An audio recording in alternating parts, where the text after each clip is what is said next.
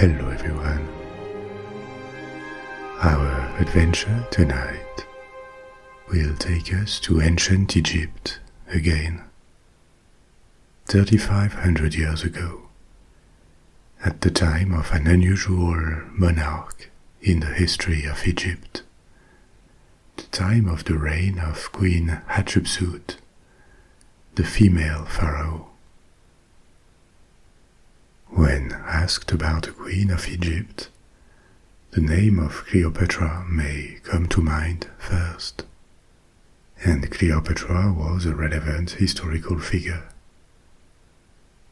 But she reigned 1500 years after Hatshepsut, and she was the last queen of a foreign dynasty, founded by a Greek general, Ptolemy, after the conquest of Egypt by Alexander the Great. Hatshepsut lived long before that, at a time when Egypt was the great power of the Middle East, a rare beacon of advanced civilization in the world. And her reign was peaceful, prosperous, and on many counts successful, rather than chaotic and ultimately tragic like Cleopatra's. This extraordinary life, this reign, and this period of Egyptian history is what we will explore tonight. So please make yourself comfortable before we begin our time travel to the 2nd millennium BC.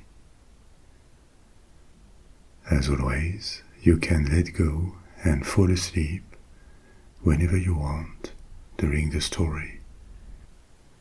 It will still be there if you return and resume it later.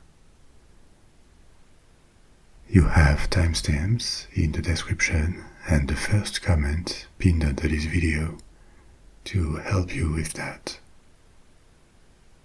Together with the timestamps, you will find links to the Lights Out Library podcast and its new Patreon page that we just launched.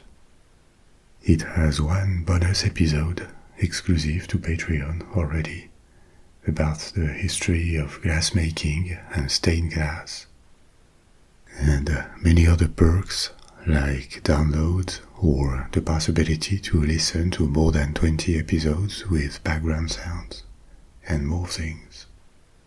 So if you didn't already, I invite you to try this podcast, this different take on my stories, narrated by Olimpia, and there is also a Spanish version of it, La Biblioteca de los Sueños. And now, take a deep breath, release the tension in your shoulders, gently, and let's travel back in time 35 centuries to discover Egypt at the time of the 18th Dynasty, near the peak of its splendor and power. Egypt in the 15th century BC was living one of the best periods of its long history. Best in the sense that it dominated its neighbors. Its frontiers were safe, and it was politically stable. The central power of the pharaohs was not seriously challenged. We know it not just thanks to the documents and accounts this period left. We also see it in an intense period of building, an abundant production of art, of crafts, in the opening or reopening of trade routes, as we will see during the reign of Hatshepsut. So there is an abundance of signs that Egypt was doing well at the time, and it had not always been the case. As you know, there were ups and downs along the very long history of ancient Egypt. As a civilization, it lasted for more than 3,000 years. The usual way of dividing, of structuring the chronology of Egyptian history is to split the timeline into different periods. It started with an early dynastic period when Egypt emerged from prehistory, and the first period of unification and relative prosperity began in the 3rd millennium BC, a period called the Old Kingdom. There were 3 of these periods of unity that are typically considered high points in the history of Egypt, because the country was unified under a single ruler. Generally, it faced no major crisis during this period, no invasions, no lasting period of dislocation, of civil war, and this allowed the Egyptian pharaohs and the elite of society to prosper, to build, and enjoy the blooming of their culture, of their art and their lifestyle. The majority of the spectacular monuments that Egypt left were built during these periods of unity. So, the first of these periods is the Old Kingdom, which lasted for about 500 years, in the 3rd millennium BC. The Old Kingdom was the period when the largest pyramids were built, a practice that receded later. The second of these periods is the Middle Kingdom, which lasted about 3 centuries at the start of the 2nd millennium BC. And finally, the third one was the New Kingdom, 5 centuries in the second half of the 2nd millennium. In between these periods, there were intermediate periods of domination by invaders or disunity. The Egyptian civilization did not stop in these periods. In many respects, society went on, stayed as it had been. But these intermediate periods did not produce major monuments or memorable rulers. They were periods of relative decline when it came to the Egyptian state, its military, and the capacity of Egypt to project power beyond the valley of the Nile. After the New Kingdom, that ended in the 11th century BC, it went downhill for Egypt. There were various attempts to restore the power of ancient Egypt, but they all failed, and the country fell prey to various invaders, like the Babylonians, the Persians, later the Greeks. This was when the Ptolemaic dynasty appeared. And finally, after the failure of this dynasty to preserve its independence, the country fell to the Romans, who turned it into a Roman province. During the Roman period, the culture of ancient Egypt faded quickly. Christianity ended up replacing the old religion. Cultural expression and everyday life in Egypt had been intertwined with beliefs. For thousands of years, even the economy was structured partly around the temples, and all this collapsed into oblivion in the first centuries of our era. The culture, the religion, the social organization, what made the distinctive traits of ancient Egyptian civilization disappeared. But 1500 years earlier, in the New Kingdom, the period that is going to interest us tonight, this final collapse would have been really hard to imagine, because Egypt shined more than ever at the time.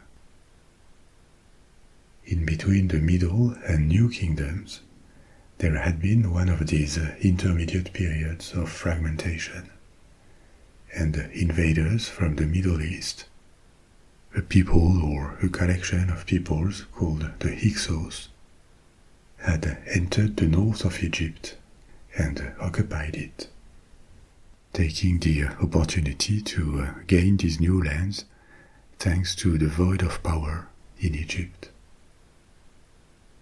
Several generations passed like this, and the new kingdom started when a faction, a dynasty from the south, from Upper Egypt.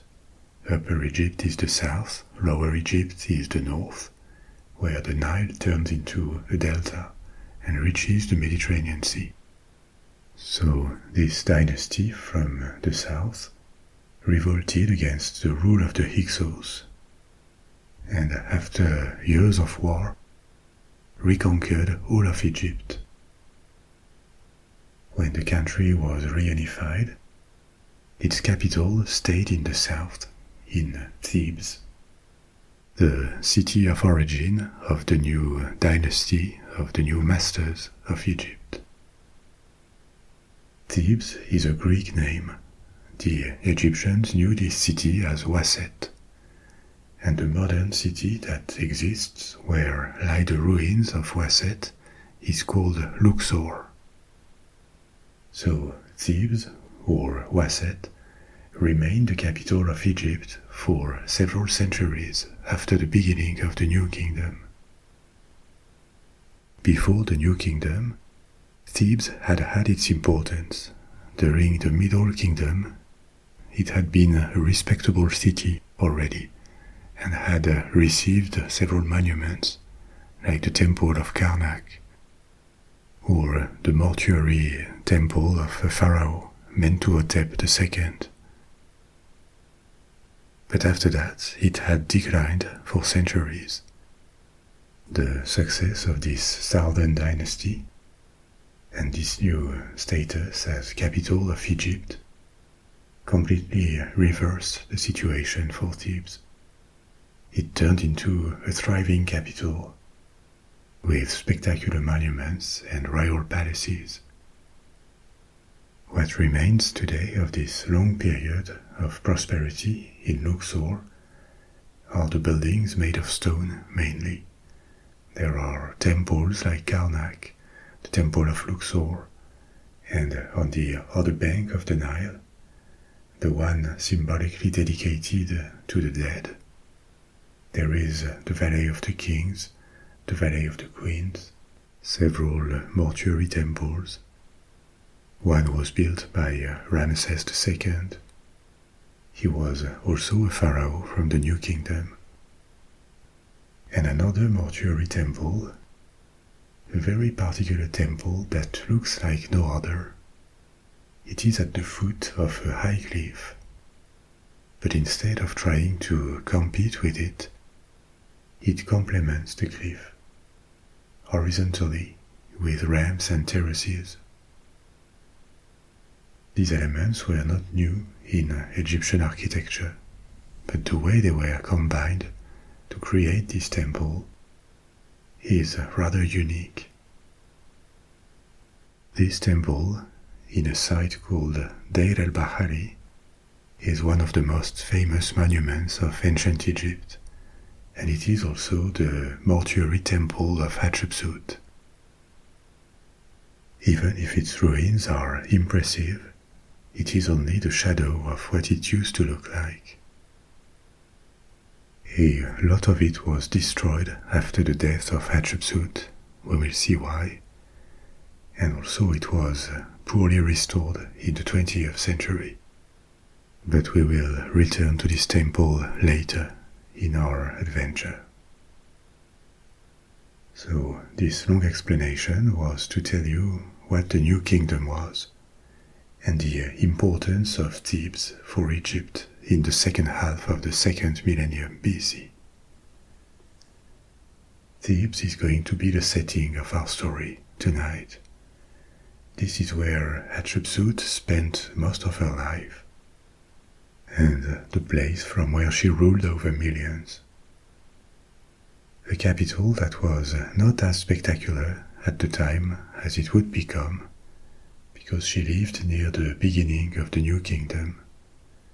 But she turned out to be one of the major contributors to the embellishment of Thebes, not only with her temple on the west bank. Like other pharaohs, she commissioned a lot of buildings and improvements to temples, to show off her power, to leave a trace, and consolidate her position on the throne.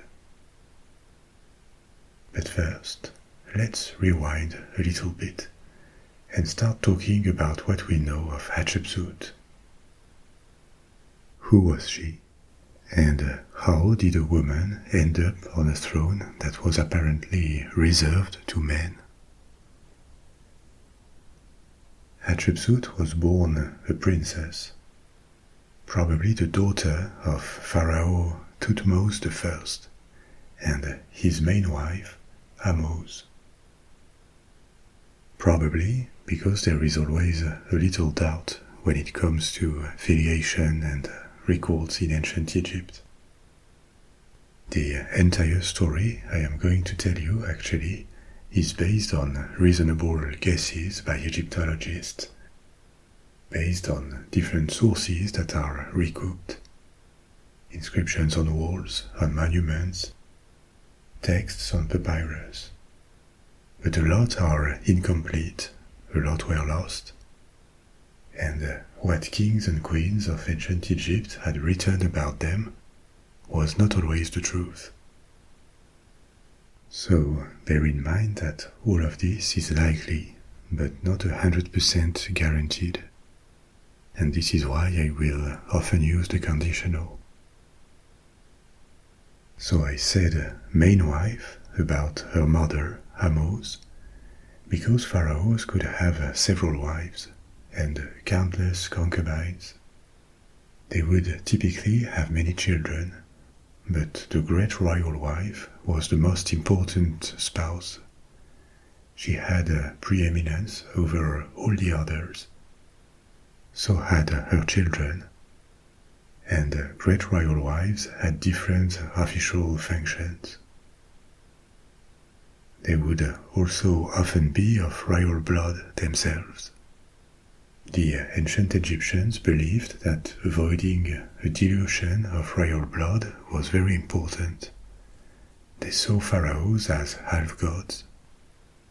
And for that reason, the taboo of incest and having children between siblings was lifted for the royal family. Not for the rest of society, but for the royals, an exception was made. It is not impossible that Hatshepsut's mother, Thutmose, was the sister of Hatshepsut's father, Thutmose I. We don't exactly know. Thutmose is sometimes referred to with the title King's Sister. But this may not mean she was his biological sister. This title of sister was also used for wives in relation to their husband. But in any case, there is no doubt that Hatshepsut was born as royal and as sacred as a little girl could be in ancient Egypt at the time. She was the daughter of a pharaoh and his great royal wife, meaning that her blood was precious, almost perfect. It carried royalty. And certainly for that reason, after her father's death in 1493 BC, she was married to her own half-brother, Thutmose II. It was probably even more important to marry Hatshepsut and Thutmose II, because Thutmose was the son of the pharaoh and a lesser wife, not the son of Thutmose. Presumably, Thutmose I and Thutmose did not have a son, and this is why the son of a lesser wife was chosen as the successor. He was the backup plan. So maybe his blood was not considered as perfect as pure as Hatshepsut, which made this marriage particularly desirable to preserve the quality of the bloodline. Hatshepsut and Thutmose II were both around 14 or 15 when this marriage happened, and they became at the same time half-brother and half-sister and spouses. Little is known about Thutmose II. In the history of Egypt, he was completely overshadowed by his father and his successors, including Hatshepsut. Thutmose I, the father, was a glorious ruler. He was on the throne for 12 years, which was not extremely long, but he had time to campaign extensively and push the borders of Egypt farther than ever before, to the south in Nubia and to the northeast in the Levant. These were the two traditional areas of expansion for Egypt. Thutmose I was also the first pharaoh, apparently, to commission a tomb for himself in the Valley of the Kings, on the west bank of Thebes. This started a tradition that lasted for generations of pharaohs. In contrast, the reign of Thutmose II was really unremarkable, and there is still a debate between experts about how long it lasted. His reign did not leave major traces on monuments, possibly because they were usurped, diverted by his successors, including by Hatshepsut. That was a common practice. We will come back to that. Generally, a reign of 13 years is attributed to him, but this is contested, and some think it was way shorter than that, based on clues like the number of scarabs found with the name of each pharaoh. What does it mean? It was traditional to make scarabs as amulets and ornaments with the name of the reigning pharaoh on them, and these little objects were not significant enough to be usurped by pharaohs. So the quantity of scarabs found on archaeological sites with the name of a pharaoh gives a hint of how long the reign lasted. If it was short, there is not going to be many. This kind of evidence is not perfect, of course. For whatever reason, the number of scarabs made could have increased or decreased. But it gives a clue. And here, the limited number of scarabs bearing the name of Thutmose II points to a short reign of a few years, maybe only 3 or 4 years, instead of 13. So it is still a debated question how long Thutmose II lived and reigned.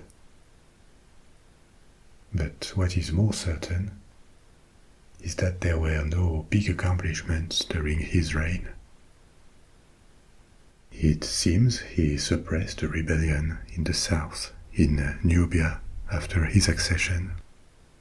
These rebellions, when there was a change of pharaoh, were rather common at the time. But we don't know anything more about his decisions or his character. He had one son, though, not with Hatshepsut, but with a secondary wife, or a concubine, a woman named Iset or Aset.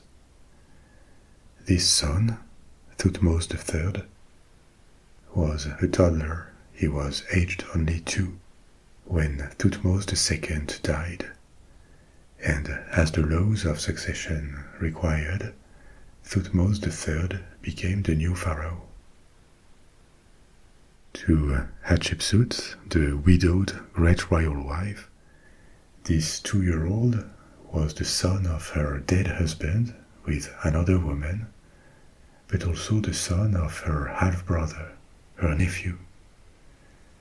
And because she was the great royal wife, and he was not of age to reign yet, the logical outcome of this situation was a regency. A regency under her command that would ensure the continuity of the state until Thutmose III would be of age to reign and command by himself. This is how Hatshepsut became Queen Regent, that is to say, a queen with the right to take decisions and assume power, but only temporarily, and in the name of a king who is too young to do it by himself. This figure of a queen regent is not extraordinary in history, it is quite common. There were queen mothers acting as regents before in the history of Egypt. What is much less common is how this regency evolved. Thutmose III had become the new pharaoh in 1479 BC, aged 2. 7 years later, at most, when he was 9, Hatshepsut had assumed the position of pharaoh instead of him.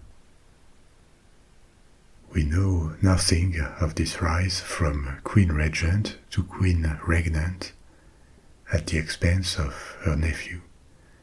We only know that around 1479, and for 20 more years, that is to say, until the rightful male heir was 24 approximately, Hatshepsut stayed on the throne as the monarch of Egypt.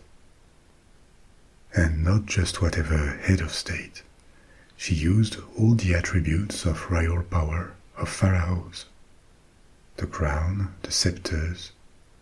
She had a portrait made in paintings and statues as a male pharaoh, or she was referenced as the pharaoh of Egypt in all official documents. We know this happened, but we barely know anything of the circumstances. We can only imagine or speculate about them. What we know is that the starting situation in 1479, she was 18 at the time, and Thutmose II had just died. We ignore the kind of relations Hatshepsut and Thutmose II could have, if they liked each other or not. That was not really relevant in such a marriage, and in any case, with her husband out of the picture, she was now Queen Regent for her nephew. A nephew that was also the son of her dead husband with another woman. Maybe she liked the taste of power that she experienced as the regent, and she wanted to stay in place for longer. Maybe she had been raised with her father, Pharaoh Thutmose I, or other people around her, playing with the idea that she could become pharaoh because she was particularly capable. Maybe for whatever reason, like their economic interests, there were influential people at the court around her who wanted her on the throne rather than Thutmose III, because it served their interests. Anything can be imagined, but nothing is proven. It is tempting to imagine that this progressive seizing of power was achieved thanks to her strong will, abilities and machinations maybe. But we don't know for sure. It could also be that the royal court around her wanted her on the throne rather than Thutmose III, and the young boy would have been sidelined for that reason. In any case, it happened, and retroactively, The beginning of her reign as pharaoh was backdated on the monuments she commissioned to year 1 of the reign of Thutmose III, which showed that she really had taken the throne for herself. Was it really a first to see a woman seizing the throne for an extended period of time and out of a period of regency? Not exactly, actually. Hatshepsut was the most spectacular example, but it had happened before. It had happened in the mid-18th century BC with a female pharaoh named Sobekneferu. Sobekneferu lived about 280 years before Hatshepsut, and she ascended to the throne at a time of disruption.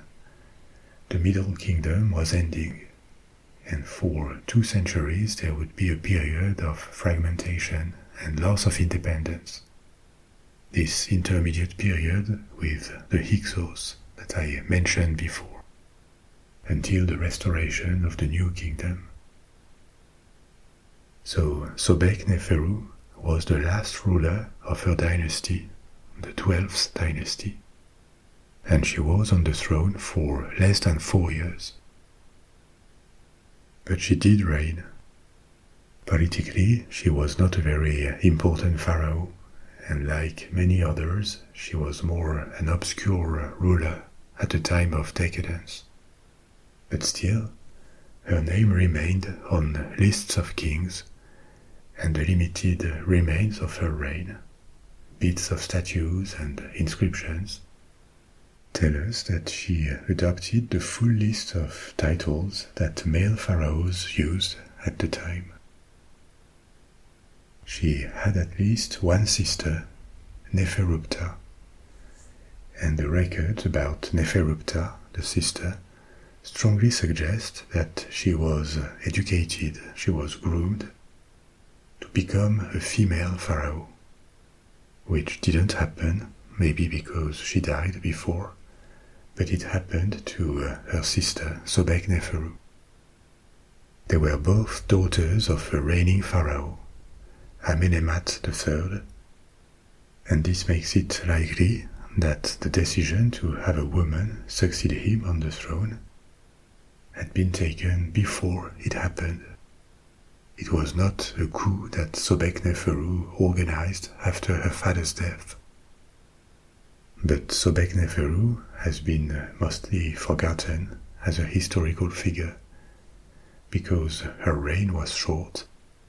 We know close to nothing specific about it, except that it took place. And given that she reigned just at a time when the 12th dynasty was in steep decline, Egypt was entering a period of chaos. It was not a particularly glorious or successful reign, neither. So her figure is not very evocative and she's not famous, but she was a female pharaoh before Hatshepsut. And like her, she had the titles and supposedly prerogatives of pharaohs.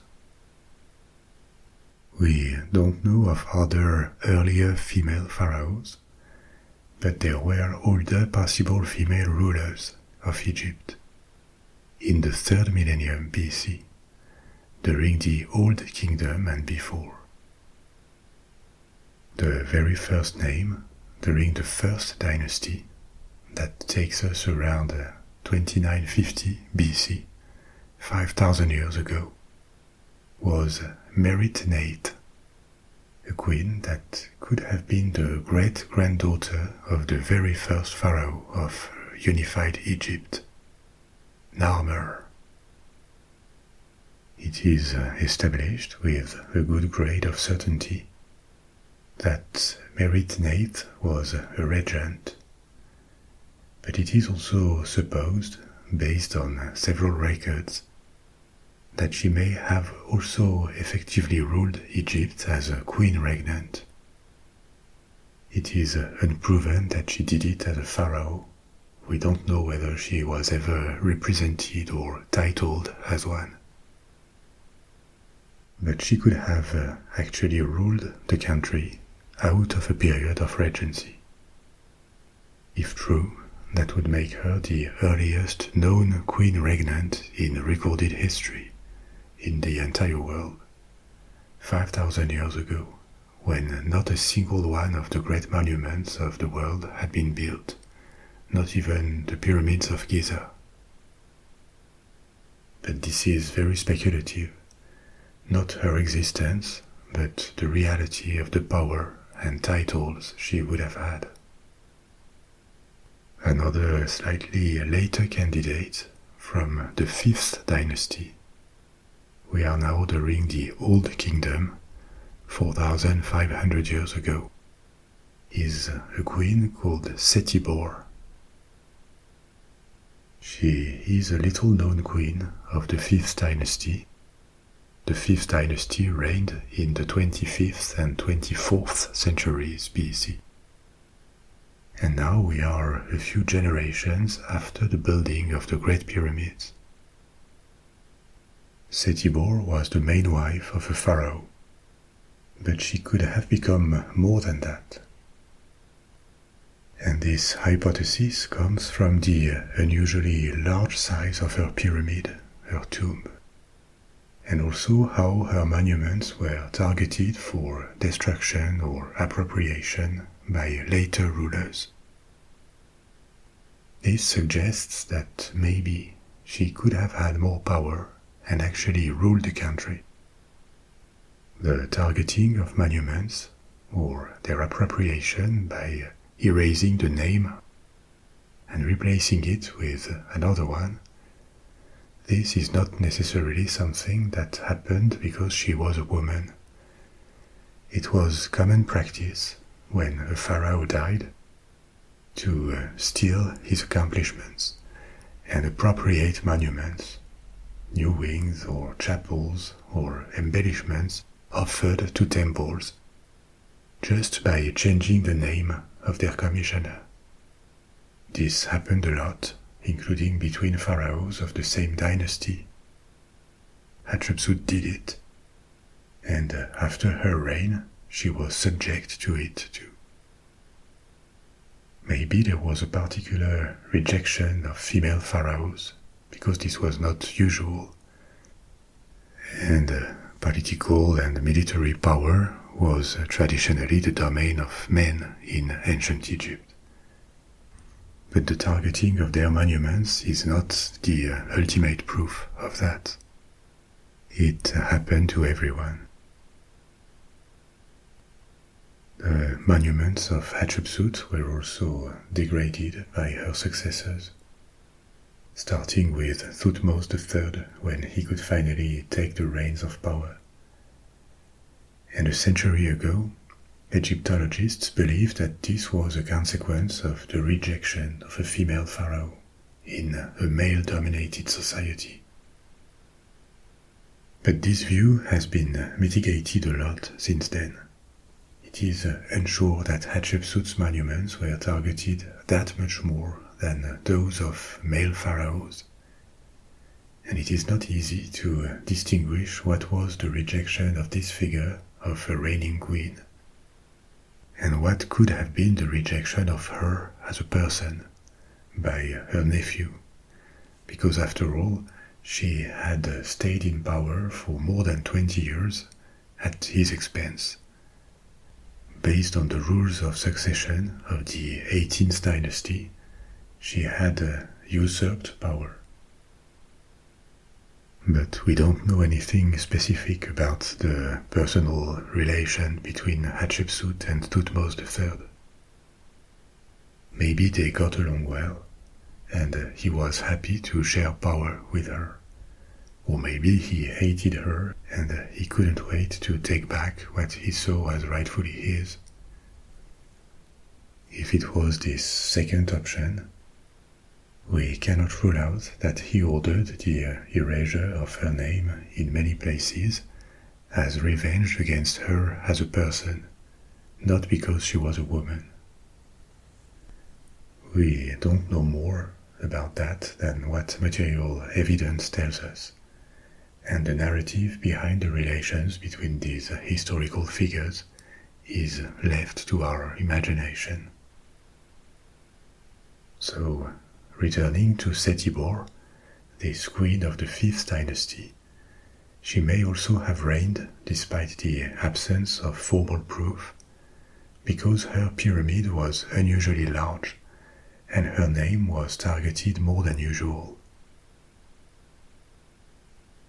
One last possible ruler, also speculative, is a queen called Nitocris, who would have been the last queen of the 6th dynasty. This is now towards the end of the Old Kingdom in the 22nd century BC. The existence of the previous queens I mentioned is rather well established.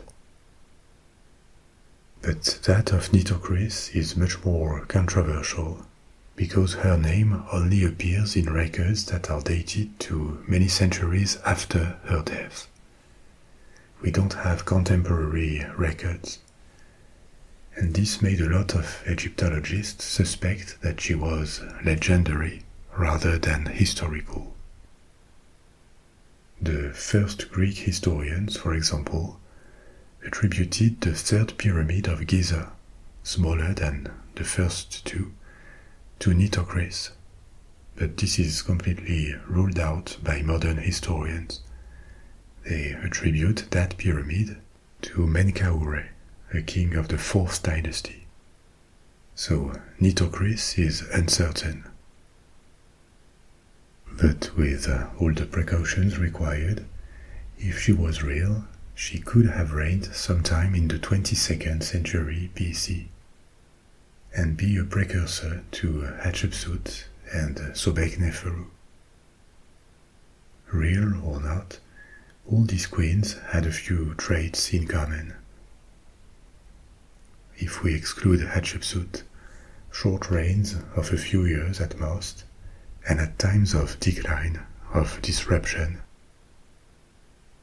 Nitocris would have lived at the end of the 6th dynasty, which corresponds to the collapse, the dislocation of the Old Kingdom. And Sobekneferu, who is real and documented, lived at the end of the Middle Kingdom.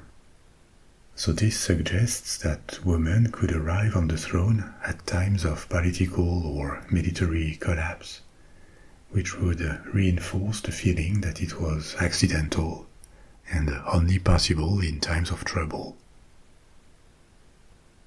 Hatshepsut is unique in this sense. She took the title and the prerogatives of a pharaoh for a long time, not for a few years only, and at a time of prosperity and success for Egypt. She didn't end her dynasty, but she reinforced it. And when Thutmose III took the reins of the country in very good shape, he used it to become the greatest conqueror of the 18th dynasty. So she transmitted him a wealthy, powerful and confident kingdom with a potent war machine that he could use to expand Egypt well beyond its historical borders. On all counts, political, military, economic, what we know of the reign of Hatshepsut could be called successful. So let's examine what she did during these 20 years as pharaoh. First, how do we know her reign was a prosperous period? It can be deduced from mainly two things. First, there were no important conflicts on the borders or inside. No trace, no mention of a war during these 20 years can be found. There were certainly police operations on the frontiers, or raids, to keep in check peoples that at the time were subjugated by Egypt in the Levant and in Nubia. But we can be confident that no big destructive conflict happened during her reign. And by default, Egypt tended to prosper when its economy was not perturbated. This is confirmed by a second thing, the building activity. Hatshepsut turned out to be one of the most prolific builders in ancient Egypt. Her most spectacular works were in Thebes, like her temple or the works she commissioned at the temple of Karnak. But throughout Egypt, north and south, she also commissioned hundreds of projects, temples, chapels in existing temples, restoration of crumbling buildings or monuments. This indicates she had the means to order so much work, and it couldn't have happened in an impoverished country. Why this urge to build like this? Like all pharaohs, to leave a mark, but also for more practical, political reasons, to affirm her power. When a new temple was inaugurated, or an older temple reopened afterwards, the pharaoh, or at least an envoy, would show up to perform rituals. The rituals reserved to pharaohs, and by doing this, they provided a visible proof of their existence, of who they were. We can imagine that the visit of the pharaoh in a place was something extraordinary for the people. First, because people certainly never saw so much refinement, with jewels, clothes, all the pageantry that surrounded the pharaoh constantly.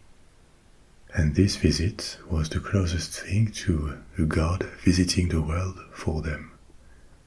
It was an event that people certainly remembered for the rest of their lives. Maybe more than for others, than for her male predecessors, Hatshepsut needed to do that, to commission religious buildings, to visit them, to show how real she was, to affirm her power, because it is likely that a female pharaoh raised eyebrows. It was unusual.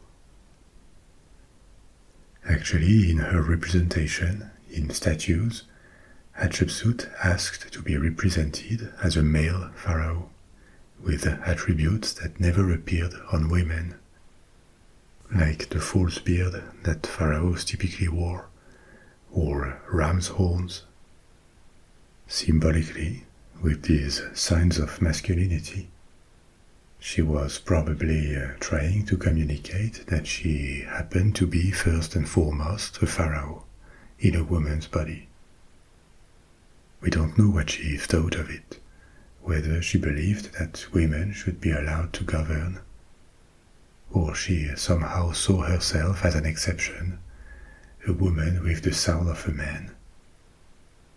This rhetoric of a woman with a masculine soul or a masculine heart is something that comes back in history when queen regents stayed in power for a long time. It was also said of Elizabeth I in England, or Catherine the Great in Russia, for example.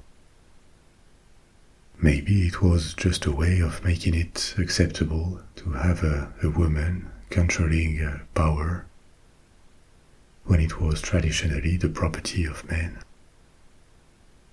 In any case, it is likely that the intense building activity during Hatshepsut's reign was, for a part at least, a way of consolidating her power. But her biggest works took place in the capital, at the temple of Karnak, which is on the east bank, and on the west bank of the Nile, the one symbolically dedicated to the dead, because this is where the sun goes down. Karnak is not just a temple, it was a temple complex with a multiplicity of temples, chapels, shrines, and other buildings, and it was probably the most important religious site or center in Egypt during the New Kingdom. We saw before how the importance of Waset of Thebes increased during the New Kingdom because it was the base of the dynasty that reconquered Egypt from the south, the 17th Dynasty, that was quickly replaced with the 18th Dynasty after the reconquest. Under the 18th Dynasty, the country rebuilt itself. A lot of old monuments were restored, many more were built, and Egypt also expanded abroad. That's why the 18th Dynasty, of which Hatshepsut is a part of, is considered one of the most successful and a peak for ancient Egypt. In Thebes, the main local god was Amun. In the rest of Egypt, Amun was not completely unknown, but was a secondary deity. It received little devotion in other places, even though the influence of its cult had begun to expand beyond Thebes during the Middle Kingdom. The fortune of the cult of Amun completely changed with the New Kingdom. Amun was now the god of the new pharaohs, the main cult in the capital of Egypt, and with it, the cult of Amun grew dramatically all across the country, to the point that later Amun even absorbed other deities. His cult merged with part of the cult of the sun, Ra, and a godly figure called Amun-Ra was worshipped. The success of a cult meant offerings from the people and enormous favors from the pharaohs or the high nobles of the country. There was an economic dimension to it, and during the New Kingdom, no site was as favored as Karnak by successive pharaohs. This turned the temple of Karnak into an economic powerhouse. There were the offerings, of course, but the temple also owned land, cattle, workshops, because temples were important economic units in Egypt, and Karnak was at the time probably the most powerful and wealthiest of them. The peak time of Karnak was during the New Kingdom, but it had started centuries earlier in the Middle Kingdom, and construction went on until the Ptolemaic period, the Greek period, at the end of the history of ancient Egypt. So the temple or the complex of Karnak was active for close to 2,000 years before it really was abandoned. And nowadays, its remains are still among the most spectacular ruins visible in Egypt. Hatshepsut's contribution to Karnak included 2 obelisks, these high vertical monuments made of a single block, a shard of stone. At the time they were the highest ever, and one is still standing at Karnak. She also offered a shrine called the Red Chapel, and plenty of other restorations or smaller interventions in the perimeter of the temple. Many were usurped by others who put their names on them. But the most spectacular work she commissioned was her own mortuary temple on a site called Deir-el-Bahari. What is a mortuary temple, actually?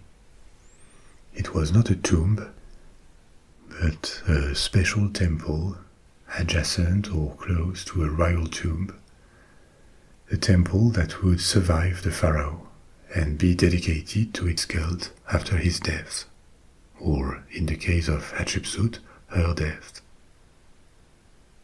This mortuary temple stands out in ancient Egyptian architecture.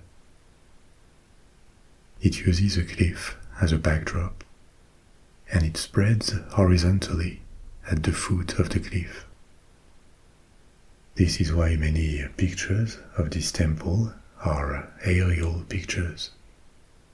But people saw it from the ground, and what they saw was this succession of terraces connected by ramps with lines of columns and statues slowly rising in front of them until the cliff took off like a connection between earth and heavens.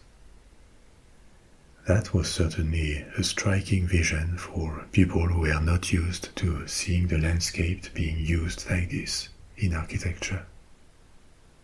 It was not a complete first, though. There was already a smaller temple on the side, the temple of Mentuhotep II, a pharaoh from the beginning of the Middle Kingdom, who also came from Thebes. But Thebes had not remained the capital for long during the Middle Kingdom. This monument remained, maybe in a poor state because it was 500 years old when Hatshepsut started hers, unless it had been restored. In any case, part of the inspiration for her temple came from this smaller adjacent building, the ramps and the lines of columns. Nowadays, Hatshepsut's temple looks very dry, mineral, but it was not always the case. The perimeter was irrigated. There was a lot of green too. So at the foot of this cliff, what people saw was this mix of trees, of green plants, and the warm yellow of the limestone, the vibrant colors of the statues, probably. All this overlooked by the ochre reddish cliff. For ancient Egyptians, this must have been a vision of perfection and a celebration of life that evoked the afterlife for them. That was certainly the intention. In the gardens, at the foot and on the terraces of the temple, there would have been myrrh trees brought back from afar, from the land of Punt. The land of Punt is a somewhat mysterious kingdom or region in Africa that appeared in Egyptian records, and it was probably somewhere on the African coast of the Red Sea, where Eritrea is nowadays. In the Middle Kingdom, there had been commercial links between Egypt and this land of Punt, known to provide gold, ivory, ebony, wild animals, and most importantly, aromatic resins like myrrh or frankincense. The Egyptians needed these products. Myrrh or incense were considered gifts worthy of gods. So this trade prospered in the Middle Kingdom, with Egyptian boats sailing in the Red Sea, certainly following the coastline, until they reached this land of Punt, and traded there. But this route and the knowledge of the location of the land of Punt was lost during the Second Intermediate Period, after the Hyksos had taken the north of Egypt. Hatshepsut ordered and oversaw a mission to reopen this route, which was done and apparently at the time considered to be an extraordinary accomplishment of her reign. It was celebrated on the walls of her temple, from which a lot of information about her reign has come to us. On the walls of their temples, their tombs, on the monuments they commissioned, all ancient Egyptian leaders celebrated their accomplishments.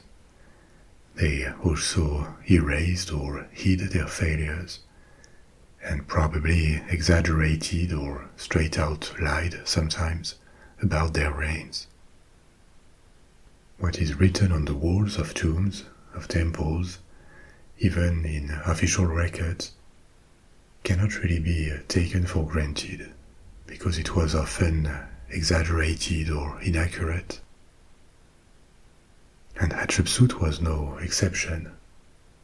To reinforce her claim to the throne, she had a story of divine birth told about her. In this myth, the god Ammon would have visited her mother, Ahmose.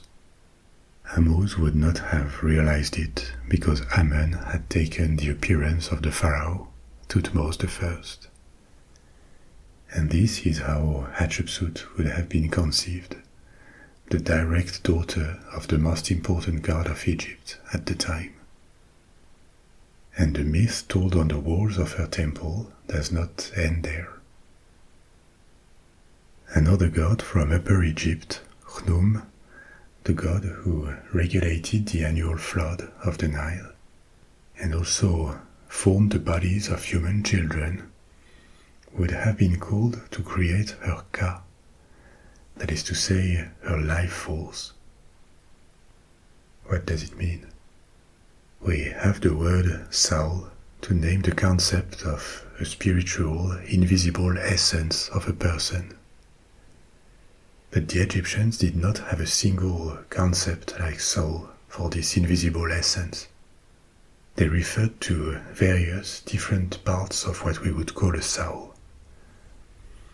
There was the Ka, the vital essence, or the double, which cannot really be translated directly.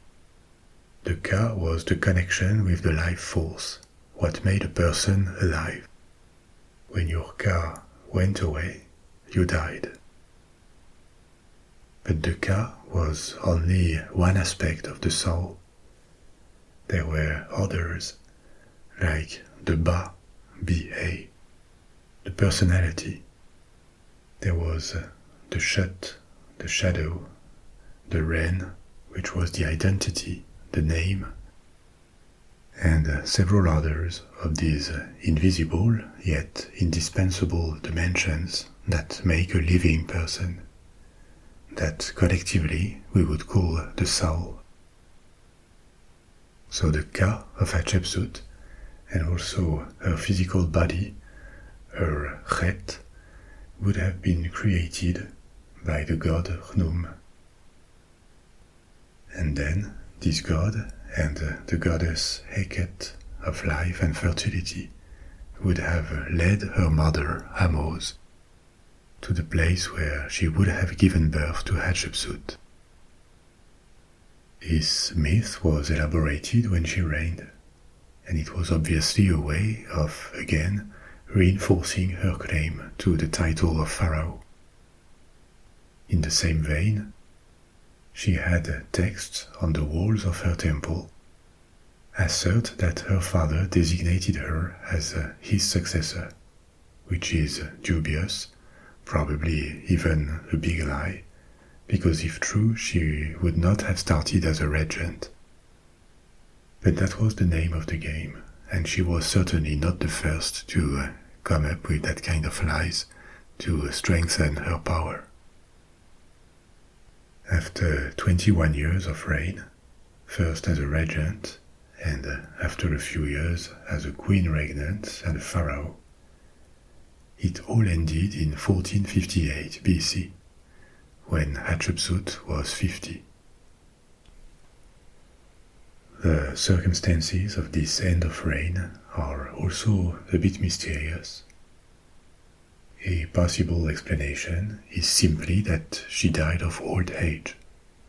50 was already a respectable age in antiquity. and she could have died of natural causes, an illness for example.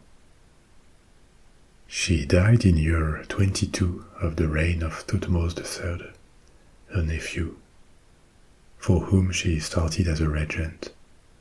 And at the time, Thutmose was 24 years of age, well past the point where he should have started reigning. Retroactively, the reign of Hatshepsut was erased from many records, as if Thutmose III had been the direct successor to Thutmose II. Another possibility, but it is purely speculative, was that she was overthrown by her nephew, more or less by force, and killed, or that she died afterwards. An unknown is the type of relation there was between Hatshepsut and Thutmose III as he grew up. Was he impatient to take the crown, or instead did they go along and share power in good intelligence, or anything in between? We don't know. Thutmose III certainly didn't have a weak character. He proved it after, turning into a hyperactive conqueror, a builder, and one of the most glorious pharaohs in the history of Egypt. He is sometimes called Thutmose the Great. And his style was very different from hers. He constantly campaigned on the frontiers and beyond. When Thutmose was still a child, she certainly had the power and the possibility to get rid of him. Accidents or poisonings happen, and yet she didn't. Is it that she didn't dare, or that her moral sense or affection made this option impossible? These are more unknowns.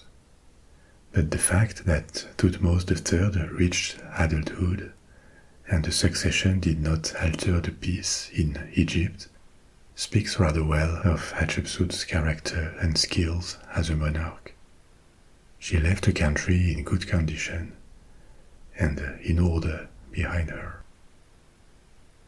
In the early 20th century, it was generally assumed by Egyptologists that there had been a campaign after her death to suppress her in collective memory by walling her monuments, erasing her name, destroying the statues and inscriptions in her temple.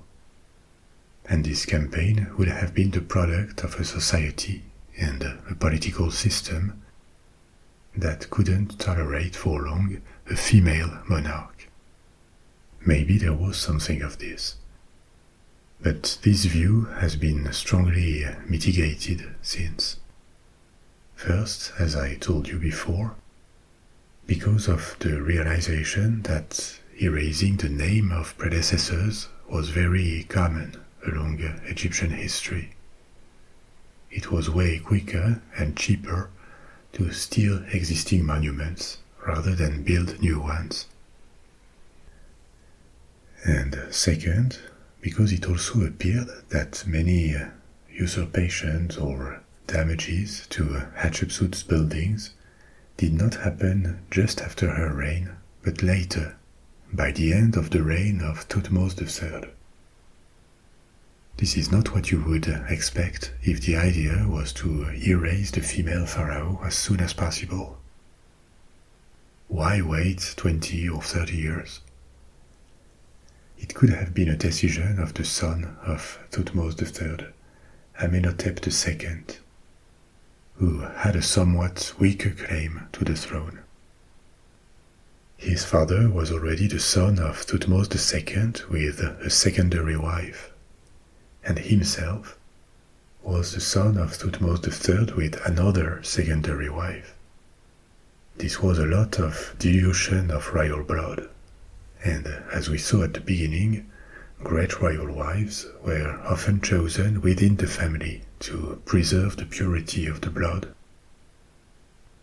And so Hatshepsut, with her impeccable pedigree, may have been an annoying figure, reminding that not so long ago a sovereign with much purer blood than Amenhotep II was on the throne of Egypt.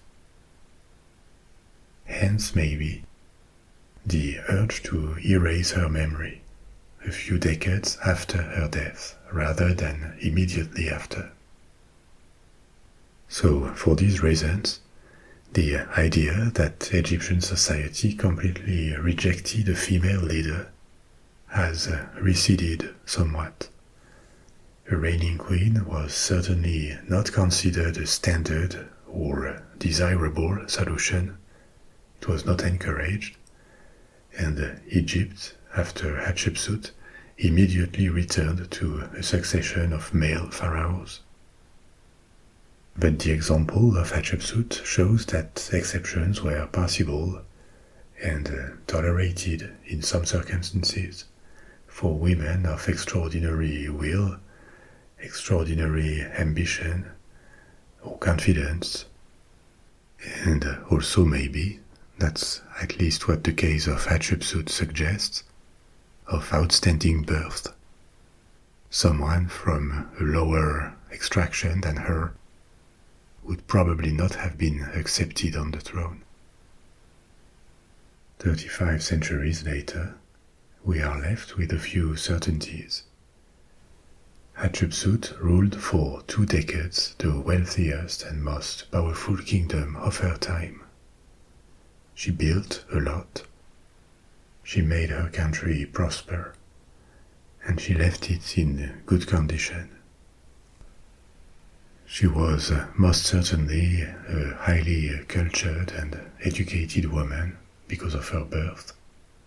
Her permanence in power strongly suggests that she was smart and that she must have been strong-willed to take a throne that was not destined to be hers. But she is also a mystery. We ignore what she looked like. A mummy was attributed to her, but this is very uncertain. We ignore what she thought, who she loved, what she wanted, what daily life was for her, apart from the highly codified religious rituals and ceremonies of the court. In that sense, she is not necessarily more mysterious than other pharaohs. But what is special about her is that she may well be the first great woman of history of whom we are informed. We have reached the end of our story for tonight. I'll be back soon with another one. And in the meantime, sleep well, sweet dreams, au revoir.